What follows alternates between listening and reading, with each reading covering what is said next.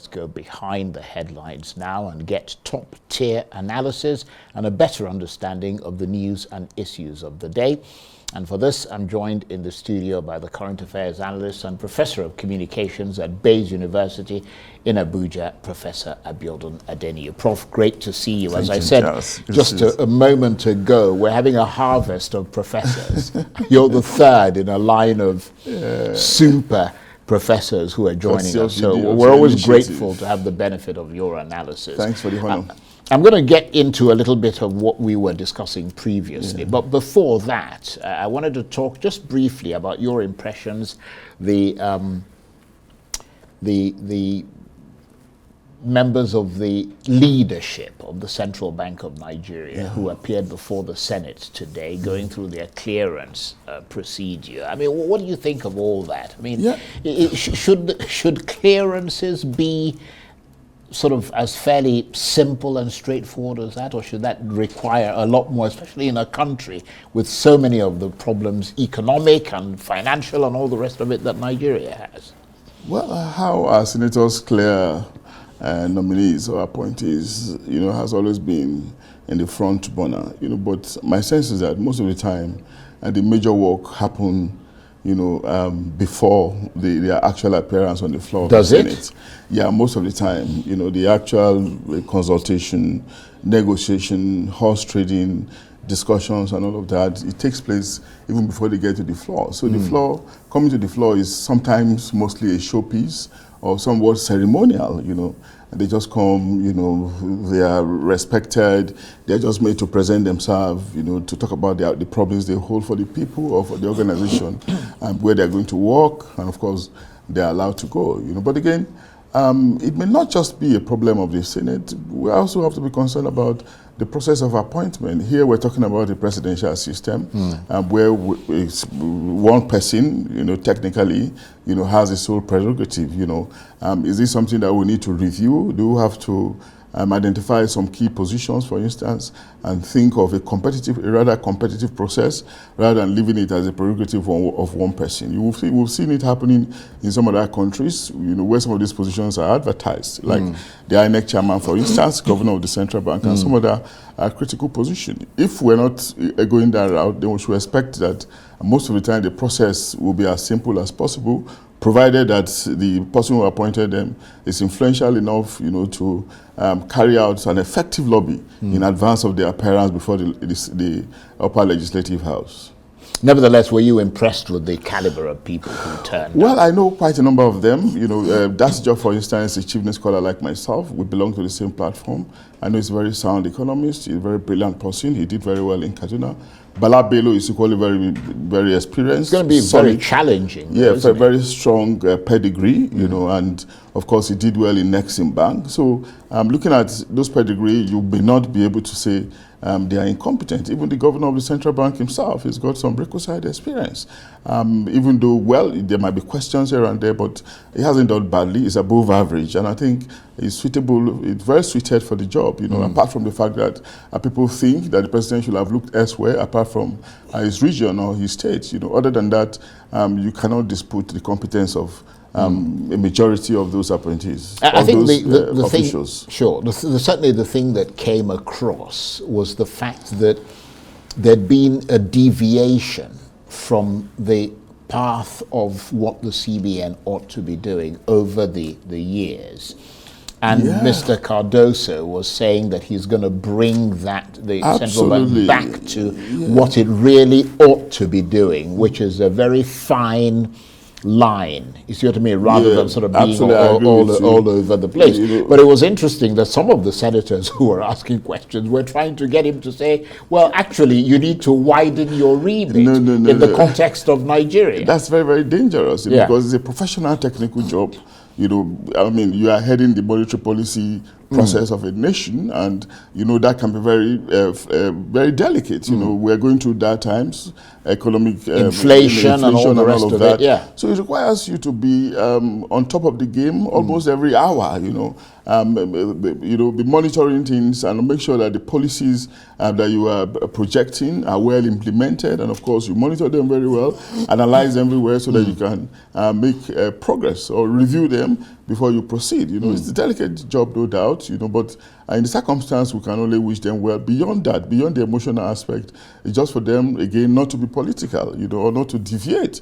Because I experienced the last time was that we had somebody who was trying to be a little bit, to delve a little bit into politics, and it was, he did a disservice to his reputation. But that's long gone now. We have new men out there. I think they can learn from the mistakes of the past and make sure they succeed on their new task. Okay. Well, obviously, we're going to be watching that very closely. Absolutely. Let's turn to the discussion we're having before you came on board with Professor Esson and Professor Ikechukwu. We're talking about a new multipolar world and Nigeria's place in that, and whether or not the president's recent trip abroad was the beginning of a process to try and find a niche for Nigeria and take advantage of that, its presence, its relationship with all those other countries to the benefit of this country. Yeah, I thought he actually started a process even before getting to the United Nations, with his emergence as ECOWAS chairman, with his speech at AU, and eventually, his travels just before UN. He was in India. He had a stopover in UAE, and of course, Onga. And he didn't do badly, in my own opinion, in Onga, because the speech was a clinical helicopter coverage of all the issues bedeviling us, providing reasonable pathways, but of course, asking the international community for support, But of course, the point has also been made by the previous speaker that what is more important is for us to focus on ourselves, like the sports people will say, focusing on ourselves, developing our own environment, strengthening our macroeconomic issues around us, dealing with them, and making sure that our domestic issues are well resolved. Questions around insecurity, and questions around nationalism, the absence of patriotism, the absence of transparency, accountability. Then, of course, bringing us together, making us feel as the true Nigeria that we ought to be. This process of bonding has a way of rubbing off on other sectors of the economy. We are still lacking in many of these areas. Insecurity, for instance, is a very troubling one. Then, of course, threats of strike and actual strike.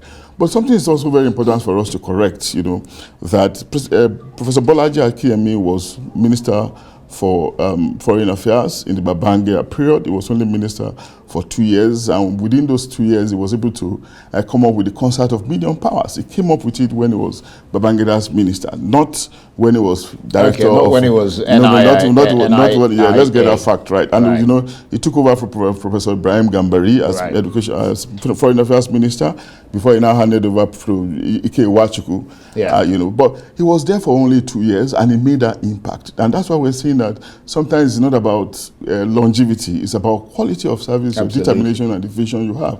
And if that concert had been allowed to work, it would have been a kind of replacement. And it had been built upon all those years. Absolutely, Charles. Apart from being built up, it would have just been a good replacement for the defunct non-aligned movement that died naturally in the wake of the death of the bipolar world, as the case could be. Then it would have been a good answer to BRICS, to G20.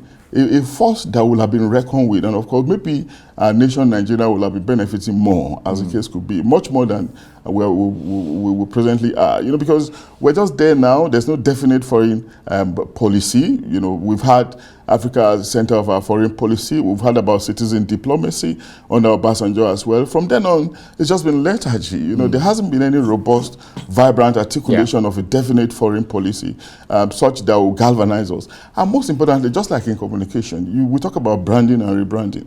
When you are doing this thing, you have to have a foundation. For instance, it can be very, very difficult for you to brand a product that is completely damaged, and the world knows that it is damaged. For instance, how do you want to brand or rebrand? I don't want to talk about something terrible, but something that is completely damaged. Before you can brand successfully, you need a foundation. That foundation is quality. Then the work becomes very easy for you to brand, because branding is an intangible.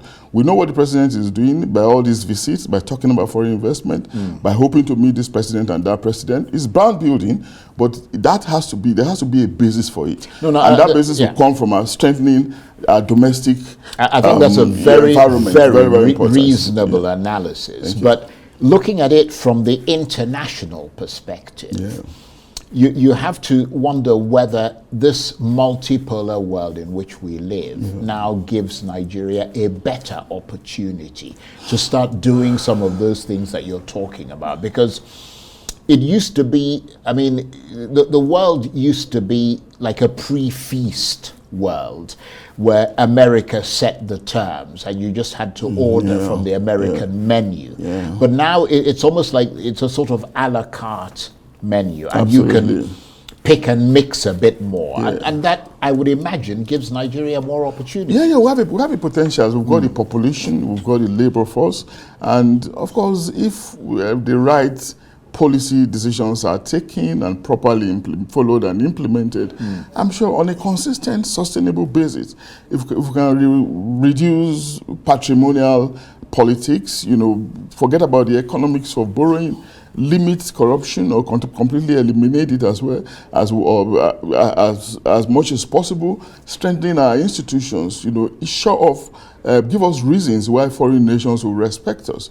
But do not forget that we are also not very respectful of ourselves, and of course, you may not necessarily blame the average Nigerian citizen, but the fact is out there that we hardly respect ourselves. But if we can grow our own system such that to a very respectable level, you appreciate the fact that at the end of the day, foreign nations will begin to respect us as well. Okay. I do not forget, there's a trite saying in international relations that our domestic policy will have to shape our foreign policy. Strengthen our domestic policy so that it can be in a good stead to shape our foreign policy. And on that note, Prof, I want to thank you very much indeed. You've kept up the standard of the professors. Thank you, I appreciate it. Professor Adeniyi is a current affairs analyst and professor of communications at Bayes University in Abuja. Thank you very much indeed. Thank you. That's it for this edition of Arise Prime Time. Join us again tomorrow. From me and the entire team here in Abuja, bye-bye and thank you for watching.